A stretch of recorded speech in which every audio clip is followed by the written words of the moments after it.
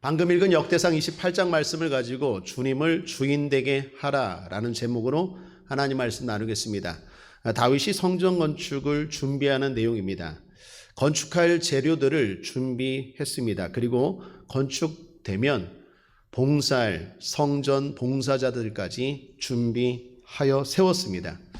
사실 다윗은 성전 건축을 직접 하고 싶었습니다. 준비가 아니라 주도하고 싶었습니다. 그러나 하나님이 말렸죠. 하나님의 뜻이 아니었습니다. 다윗이 성전 건축을 하고자 할 때 말린 사람은 아무도 없었습니다. 심지어 나단 선지자까지 처음에 찬성했습니다. 그런데 유일하게 말리신 분이 하나님이셨습니다. 다른 사람들 다 안 말렸지만 하나님 한 분 말리니까 안 했습니다. 그게 다윗입니다. 그래서 주도가 아니라 준비의 자리에 만족해 합니다. 다윗 입장에서는요, 하나님이 말리신 이유가 마음에 안 들 수 있었습니다. 하나님이 다윗이 성전 건축을 하고자 할 때 말리면서 하신 이유가 뭡니까? 3절을 보시면 오직 하나님이 내게 이르시되 너는 군인이라 피를 흘렸으니 내 이름을 위하여 전을 건축하지 못하리라 하셨느니라.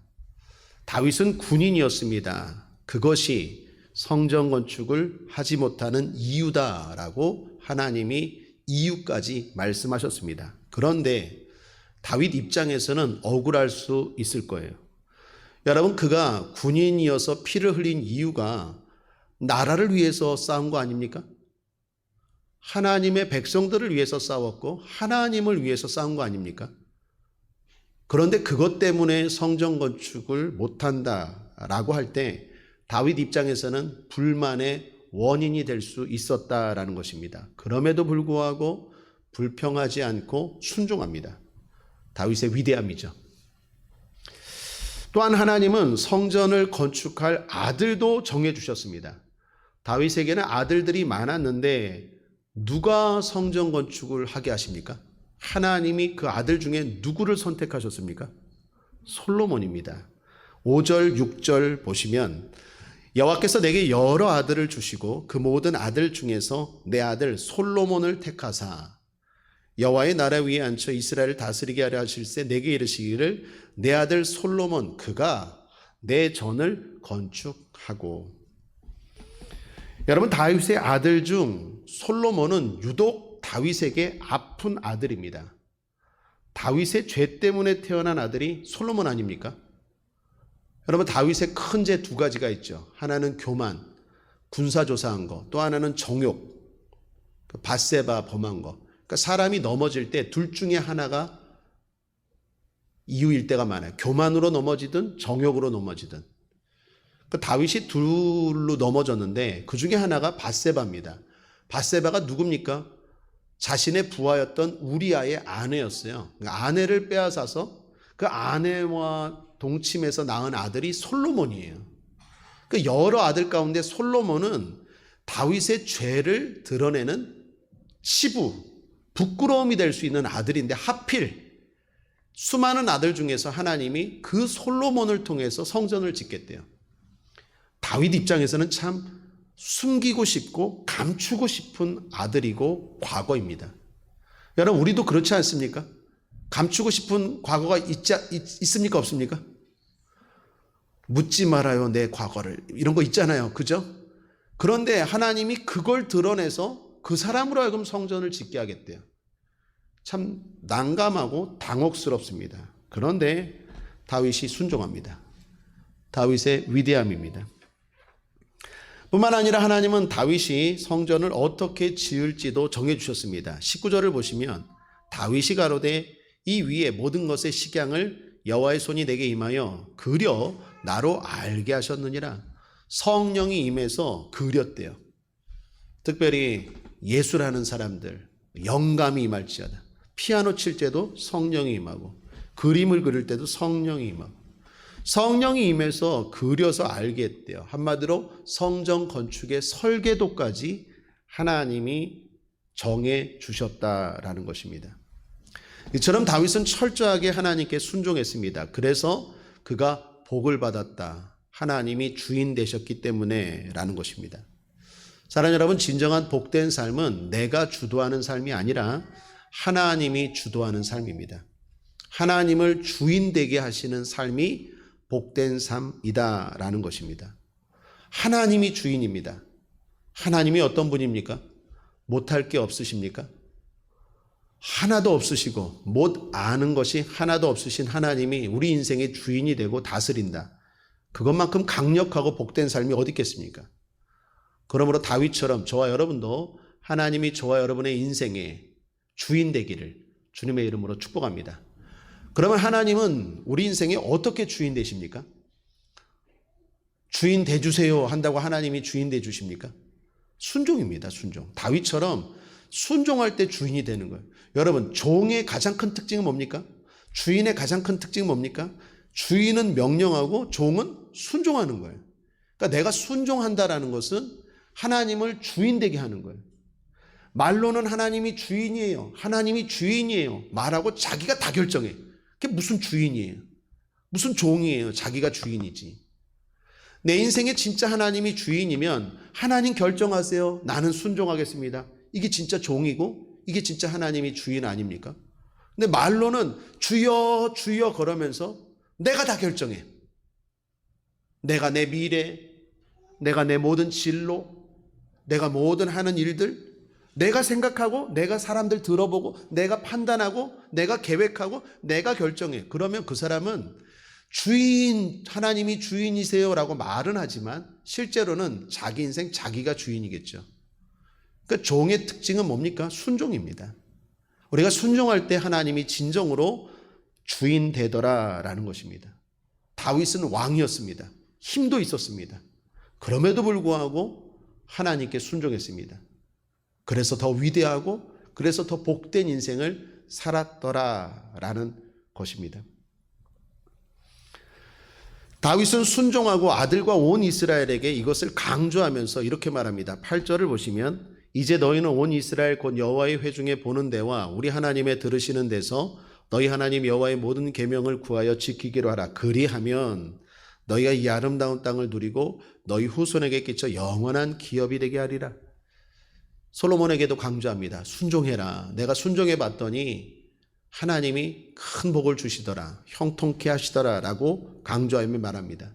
또한 20절을 보십시오. 또 그 아들 솔로몬에게 이르되 너는 강하고 담대하게 일을 행하고 두려워하며 놀라지 말라.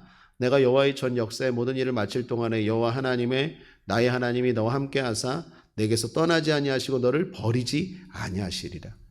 솔로몬아 순종해라. 순종하면 하나님이 떠나지 않고 버리지 않는다라는 것입니다.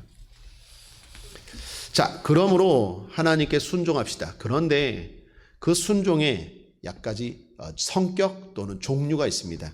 그 네 가지 간략하게 소개하고 기도하겠습니다. 첫 번째, 알고 하는 순종이 돼야 됩니다. 9절을 보십시오.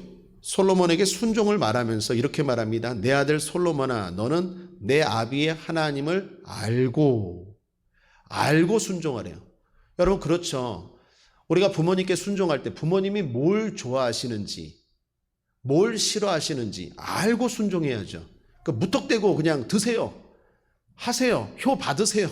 이건 진정한 순종이 아니겠죠.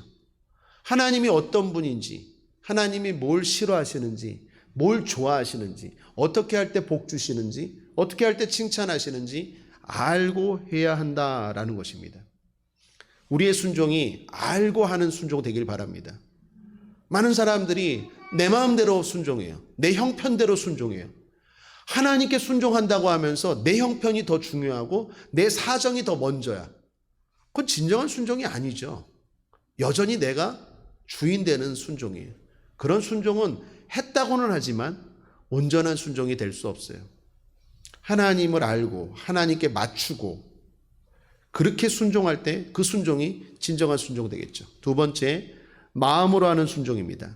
9절을 다시 보시면 내 아들 솔로몬아 너는 내 아비의 하나님을 알고 온전한 마음과.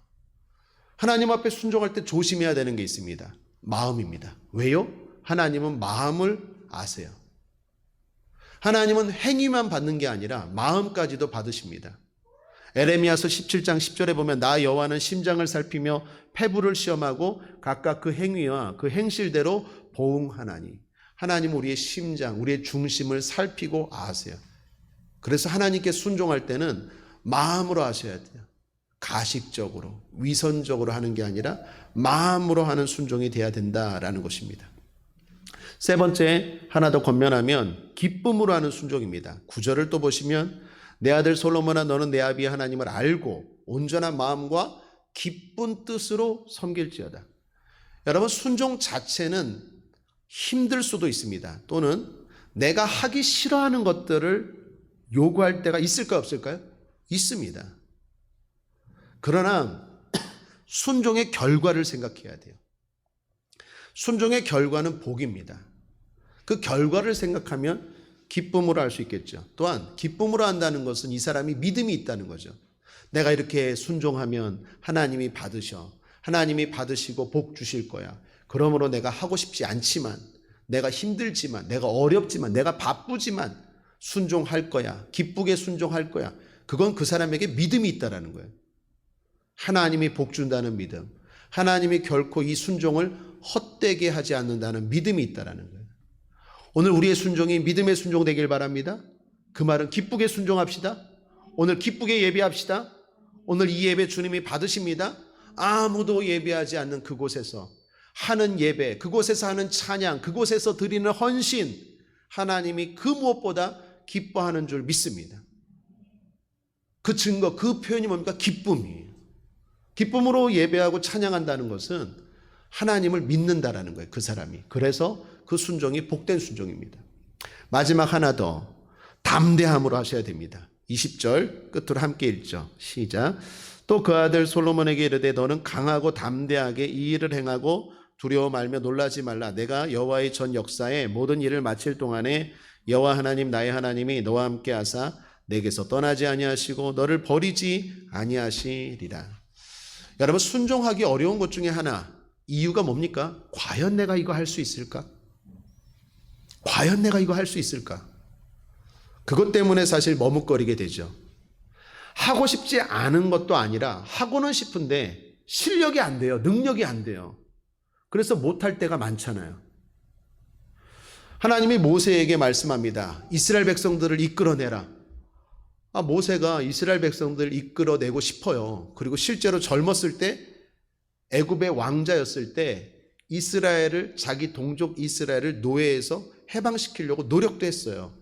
근데 안 됐어요. 그런데 80세 된 노인에게 하나님이 나타나셔서 저 바로 왕에게 가서 내 백성을 이끌어내래요. 모세 입장에서는요, 하고는 싶지만 능력이 안 돼요. 젊었을 때도 안 됐는데 나이 80에 이게 되겠습니까? 그러니까 순종을 못하는 이유 가운데 하나가 뭡니까? 그러니까 능력이 안 되는 거예요. 하고는 싶은데 실력이 안 되는 거예요. 두려운 거예요. 이게 과연 될까? 이거 내가 할 수 있을까? 성경에 그런 이야기 많이 나옵니다. 제자들을 보시면 예수님이 제자들에게 말합니다. 주님이 떠나신대요. 그러면서 세상 열방에 나아가 복음을 전파하래요. 동네가 아니에요. 예루살렘이 아니라 전 세계를 12제자에게 맡겼어요. 갈릴리 어부들이 대부분인 사람들을 보고 전 세계에 맡겼어요. 예를 들면 영종도에서 일하는 우리들, 그냥 뽁짝뽁짝 노는 우리들에게 갑자기 주님 나타나셔서 야, 여기 저녁 예배 드리는 너희들 내가 전 세계 맡기고 떠나간다? 그럼 어떻겠습니까? 아멘 합니까? 내가 할 수 있을까요? 네가 전 세계 다니면서 찬양할 거야? 네가 전 세계 다니면서 드럼 칠 거야? 네가 전 세계 다니면서 피아노 칠 거야? 네가 전 세계 다니면서 싱어할 거야? 사회복지 할 거야?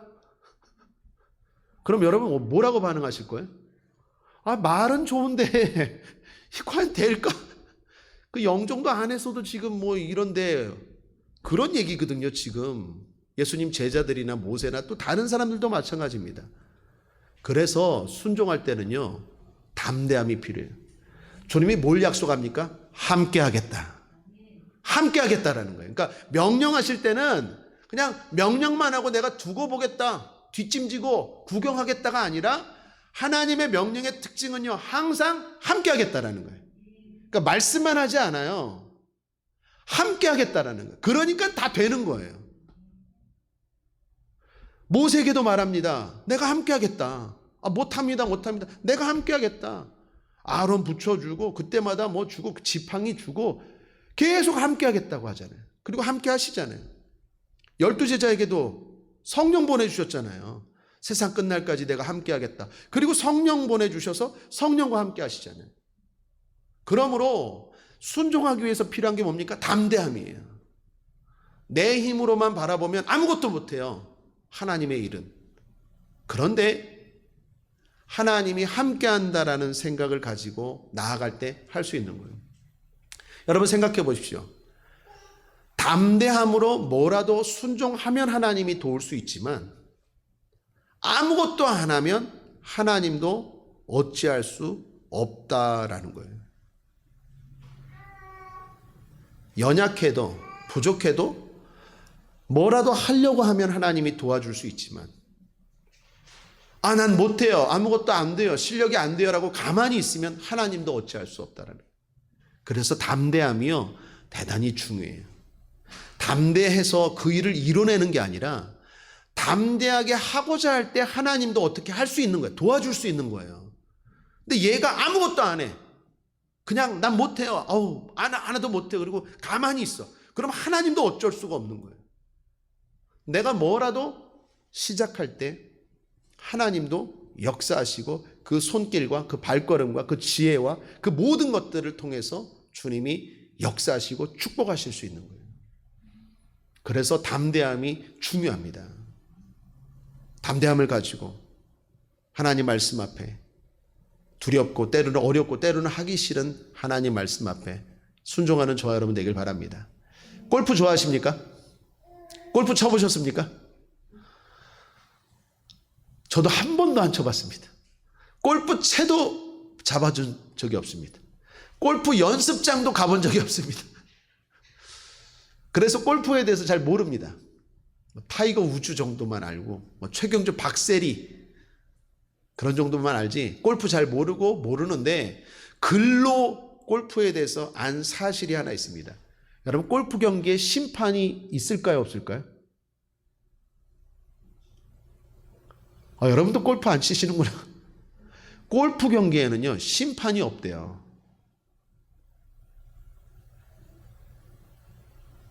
오늘 집에 가서 한번 보십시오. 골프 경기장 그 필드에 심판이 없어요. 따라다니는 사람, 채 들고 가방 들고 따라다니는 사람은 코치 아니면 캐디라고 하죠. 현장에 심판이 없어요. 그래서 골프는 신사 스포츠고 귀족 스포츠래요.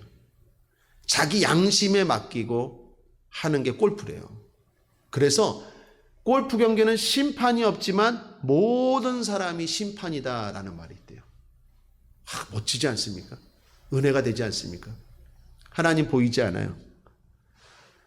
이 세상의 심판자 되시는 하나님 보이지 않지만 하나님이 계심을 알고 정직하게 그 하나님 앞에 순종하고 살아가는 그 사람, 하나님이 주인 되어 주셔서 복된 인생 살게 될 줄 믿습니다. 저와 여러분이 그렇게 살기를 주님의 이름으로 축원합니다. 기도하겠습니다. 하나님 아버지, 오늘도 보이지 않지만 분명히 살아계셔서 오늘 이 자리에 함께 하시는 줄 믿습니다. 우리 예배를 기뻐 받으시는 줄 믿습니다. 우리 인생에 순종하며 나아가는 하나님의 자녀들, 주님 주인 되어 주셔서 저 인생들마다 복된 인생, 강한 인생, 승리하는 인생, 전진하는 인생 되게 하여 주시옵소서. 감사드리며 예수님의 이름으로 축복하고 기도했습니다. 아멘.